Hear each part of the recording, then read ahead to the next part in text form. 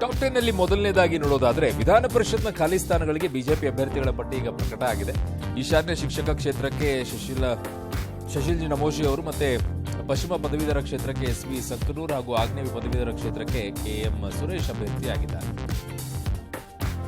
ನಟಿ ರಮ್ಯಾಗೆ ಅಶ್ಲೀಲ ಮೆಸೇಜ್ ಮಾಡಿದ ಪ್ರಕರಣ ಸಂಬಂಧ ಇಂದಿನಿಂದ ಟ್ರಯಲ್ ಆರಂಭ ಆಗಿದ್ದು, ನಟಿ ರಮ್ಯಾ ಕೋರ್ಟ್ಗೆ ಹಾಜರಾಗಿ ಹೇಳಿಕೆ ದಾಖಲಿಸಿದ್ದಾರೆ.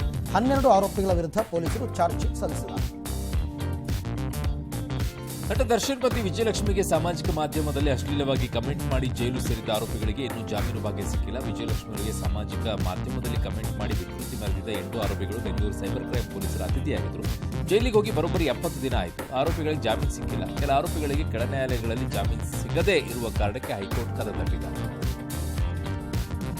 ಸಂವಿಧಾನ ಮತ್ತು ಸದನದ ಗೌರವ ಉಳಿಸಲು ಲೋಕಸಭಾ ಸ್ಪೀಕರ್ ಓಂ ಬಿರ್ಲಾ ವಿರುದ್ಧ ನಿರ್ಣಯ ಮಂಡಿಸಿದ್ದೇವೆ ಅಂತ ಕಾಂಗ್ರೆಸ್ ಸಂಸದ ಗೌರವ್ ಗೊಗೊಯ್ ಹೇಳಿದ್ದಾರೆ.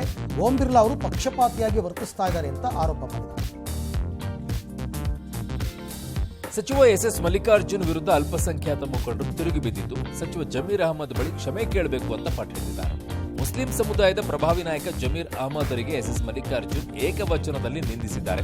ಇಷ್ಟು ವರ್ಷಗಳಿಂದ ದಾವಣಗೆರೆ ದಕ್ಷಿಣ ಕ್ಷೇತ್ರದಿಂದ ಒಬ್ಬ ಮುಸ್ಲಿಂ ಮುಖಂಡನಿಗೂ ಚುನಾವಣೆ ಟಿಕೆಟ್ ಸಿಕ್ಕಿಲ್ಲ. ಆದ್ದರಿಂದ ಈ ಬಾರಿ ಉಪಚುನಾವಣೆಗೆ ಅಲ್ಪಸಂಖ್ಯಾತರಿಗೆ ಟಿಕೆಟ್ ನೀಡುವಂತೆ ಒತ್ತಾಯ ಕೇಳಿಬಂದಿದೆ. ವೈದ್ಯರ ನಿರ್ಲಕ್ಷ್ಯದಿಂದ ಬಾಣಂತಿ 28 ವರ್ಷದ ಶಿಲ್ಪ ಸಾವನ್ನಪ್ಪಿರುವ ಘಟನೆ ಚಿತ್ರದುರ್ಗ ಜಿಲ್ಲಾಸ್ಪತ್ರೆಯಲ್ಲಿ ನಡೆದಿದೆ.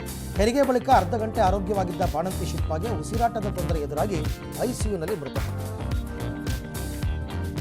ಕೊಪ್ಪಳ ಜಿಲ್ಲೆಯ ಮುನ್ರಾಬಾದ್ ಬಳಿಯ ತುಂಗಭದ್ರಾ ಜಲಾಶಯದ ಕ್ರಸ್ಟ್ ಗೇಟ್ ಅಳವಡಿಕೆ ಕೆಲಸ ಭರದಿಂದ ಸಾಗಿದೆ. 15ಕ್ಕೂ ಹೆಚ್ಚು ಗೇಟ್ಗಳ ಅಳವಡಿಕೆ ಕಾರ್ಯ ಸಂಪೂರ್ಣ ಮುಗಿದಿದೆ. 3 ರಾಜ್ಯಗಳ 8 ಜಿಲ್ಲೆಗಳ 14 ಲಕ್ಷ ಎಕರೆ ಪ್ರದೇಶಕ್ಕೆ ತುಂಗಭದ್ರಾ ಜಲಾಶಯ ನೀರುಣಿಸುತ್ತಿದೆ. ಉತ್ತರ ಕನ್ನಡ ಜಿಲ್ಲೆಯ ಹಳಿಯಾಳ ತಾಲೂಕಿನ BKಹಳ್ಳಿಯಲ್ಲಿ ಕಲ್ಲು ಕ್ವಾರೆಯಲ್ಲಿ ಕಲ್ಲು ಒಡೆಯೋದಕ್ಕೆ ನಡೆಸಿದ ಸ್ಫೋಟದಿಂದ ಹಾನಿ ಸಂಭವಿಸಿದೆ. ನಿಗದಿತ ಪ್ರಮಾಣಕ್ಕಿಂತ ಹೆಚ್ಚಿನ ಪ್ರಮಾಣದಲ್ಲಿ ಜಿಲಿಟಿನ್ ಬಳಸಿದ ಪರಿಣಾಮ ಸ್ಫೋಟದ ತೀವ್ರತೆ ಹೆಚ್ಚಾಗಿ ಮನೆ ಮೇಲೆಲ್ಲ ಕಲ್ಲು ಬಂಡೆಗಳು ಬಿದ್ದು ಹಾನಿಯಾಗಿದೆ. ಗುಂಡ್ಲುಪೇಟೆ ತಾಲೂಕಿನ ಬಂಡೀಪುರ ಹುಲಿ ಸಂರಕ್ಷಿತ ಪ್ರದೇಶದಲ್ಲಿ ಸಫಾರಿಗೆ ತೆರಳಿದ್ದ ಪ್ರವಾಸಿಗರಿಗೆ ಒಂದಲ್ಲ ಎರಡಲ್ಲ 3 ಹುಲಿಗಳು ಒಟ್ಟಿಗೆ ಕಾಣಿಸಿಕೊಂಡು ಅಚ್ಚರಿ ಉಂಟು ಮಾಡಿವೆ. ಸಫಾರಿ ಝೋನ್ ವ್ಯಾಪ್ತಿಯ ಕೆರೆಯೊಂದರ ಬಳಿ ಒಟ್ಟಿಗೆ 3 ಹುಲಿಗಳು ಕಾಣಿಸಿಕೊಂಡಿವೆ. ಪ್ರವಾಸಿಗರು ಫುಲ್ ಥ್ರಿಲ್ ಆಗಿವೆ.